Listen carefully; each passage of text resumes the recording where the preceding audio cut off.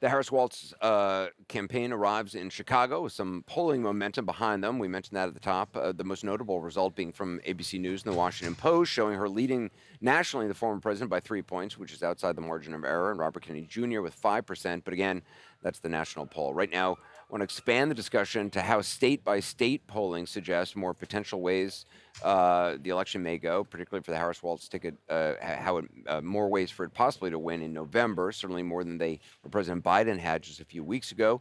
CNN's John King joins the panel and me for the Magic Wall. So take a look. Show us the different paths to 270 now that the landscape has changed. Just a remarkably different race, Anderson. You were just talking with the panel when we were in Milwaukee, right? Here's where we have the map right now. Dark red is solid Republican, light red leans Republican. Same for the blues. Likely, solid Democratic, leans Democratic. Harris at the moment, 225 to Trump's 219.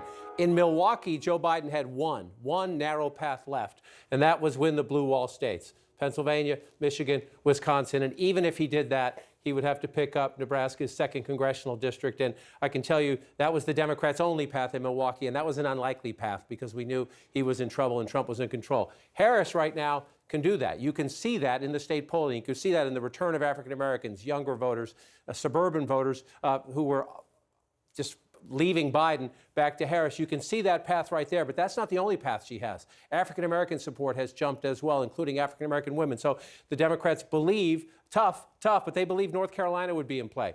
Georgia, Biden was probably toast in Georgia. They believe that's in play. Now, I'm not saying she's going to win all these. I'm just saying that you have Arizona and Nevada back in play. So you can have a scenario where she gets well above 300. At the same time, these states are all very competitive, as David Urban was just noting. So let's just say, for example, you don't get all the Arab American voters back and the young voters, and Trump wins Michigan. Well, look, Harris still has opportunities, right? If North Carolina stays Republican, Harris still has opportunities to win it. So the bottom line is that Joe Biden had one very narrow path when we were in Milwaukee. Kamala Harris has 5, 6, 7 different ways you can get her to 270. That means Donald Trump has those too.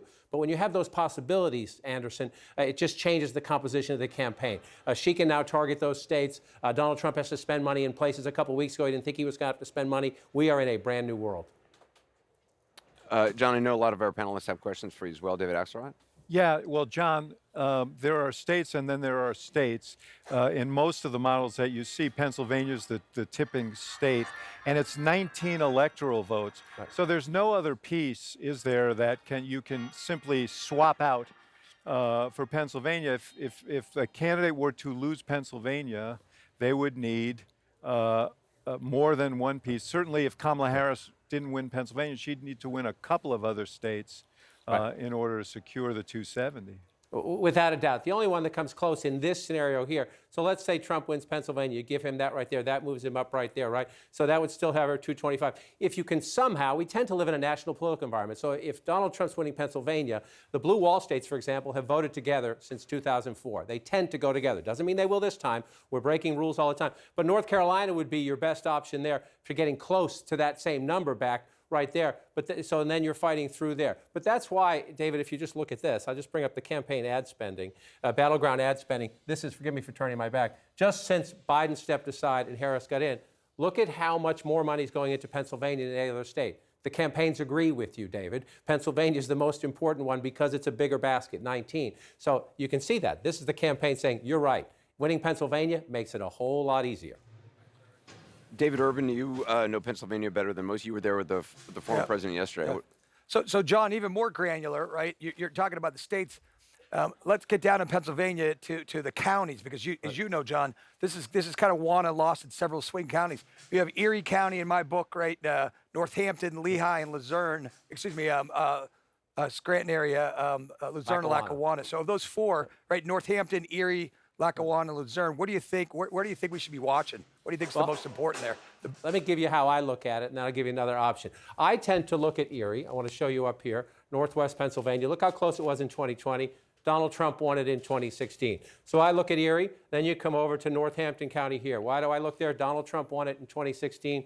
Joe Biden took it back in 2020. There are only 25 counties in America, 2 of them, right there in the Commonwealth of Pennsylvania, that Barack Obama carried twice, Then Trump won in 2016, then Biden flipped back in 2020. There are only 25 of them all across the country, 2 of them in the Commonwealth of Pennsylvania. So I look at those, but to your point about the others, let's just look at one of them right here. This is Joe Biden's home county, Lackawanna County, Scranton. You see the margins? Pennsylvania won by 80,000 votes, right? You see the margin there in 2020. He wins it by 8. In 2016, Hillary Clinton won it, but only by 3.5. So the margins matter, right? If Harris is close here, not winning it by a decent margin, that means Trump's stronger in Pennsylvania, if you will. So I'd watch the swing counties first, but no question, Lackawanna and Luzerne also worth a peek. Ashley? You know, John, I'm all about building the coalition, and I know that a lot of folks are interested in independent, perhaps never Trumpers that Harris can get over. But I'm wondering if there are particular constituencies like African Americans or the Latino population or even young voters that you think she can run the score up in a Philadelphia or a Pittsburgh or in a college town that could give her the advantage even if she isn't able to pull as many independents over in this election. I am fascinated by, number one, how does she manage? You mentioned Maxwell Frost. A giant challenge at this election is to talk to young people, many of whom are motivated by the Israel-Gaza issue and are mad at President Biden and by extension now mad at Harris here. So one of the questions here is, I was on college campuses a lot last time. I am looking forward to getting back out here. Washtenaw County, why University of Michigan, right? You move here more to the east, Wayne County is where you find Wayne State University.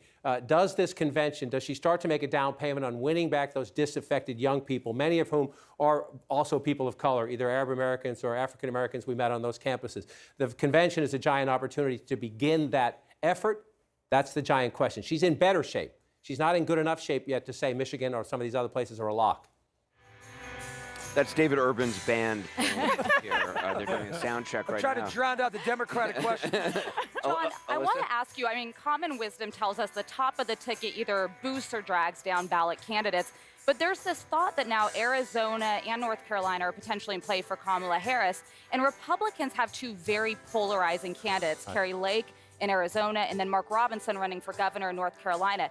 Is there a scenario where having these candidates that have some major vulnerabilities could actually hurt Donald Trump's chances in those critical battlegrounds? I think it's a critical test. So let me just go to North Carolina and use that as an example. This is the presidential map in 2020, but you mentioned Mark Robinson. He's the Republican candidate for governor. He's out there, shall we say, right? So why does that matter? Look how close this was. Look how close this was, 49.9 to 48.6. So what the Democrats believe is if you take Trump and then you take Robinson and then you go here and here, and you try to improve your standing in the suburbs, right? You try to improve your standing in the suburbs by saying they are so extreme. Now, Biden did pretty well in the suburbs last time, but if you just come into the Raleigh-Durham area here and you bring it out, come on for me. There you go. 62%, that's pretty good. Move over to Durham, 80% there. So the question is, can you boost those numbers where the Democrats are just a little bit more? Because the state is so close. Again, sometimes the tiniest margins make a difference, and sometimes a candidate out of the mainstream can help.